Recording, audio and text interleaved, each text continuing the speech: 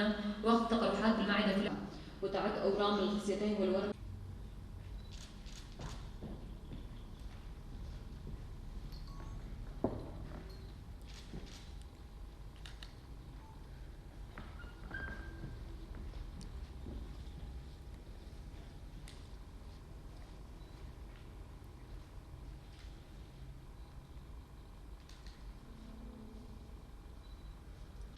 اما ایسال برنگک برفرتر لسر آستا باکر رجلات سوریه مچالاکیل دار خستن هم دمله بلاف کرنا پروشورا و هم دمله بلند کرنا هشمندیه و جارا یکم ندواک کلو دبن دورشمیا هجیانی نکوجا خو بباريزا ما ندواک کلو برفراه مال دار خست ام بيفين بانجام جيدر كبن تلعب دور في ظهور السرطان في بعض العائلات.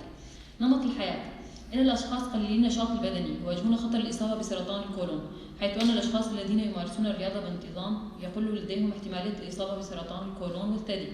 كما أن التمارين الرياضية مفيدة لمكافحة السرطان، فالتمارين الرياضية تقلل من خطر الإصابة بسرطان القولون، والنشاط البدني يزيد من حركات القولون، حيث تزيد الاستقلاب وتقلل ملامسة الخلايا البطن بالمواد السامة. نتعرض للتحريض الهرموني كل دورة كل 3 أسابيع وكل شهر.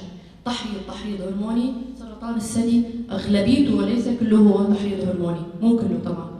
فهذا الاستمرار بالتحريض الهرموني هو كمان عامل خطورة. مو كل وحدة جاها الحيض بشكل مبكر بحياتها أو تأخر طمس عندها هي رح يتصاب، ولكن هي عوامل خطورة. 4 أيام دورتهم في صبايا 5 كتر 7 بين 7 ل 10 وأكثر وقت بيعطي دقة بالمعلومات.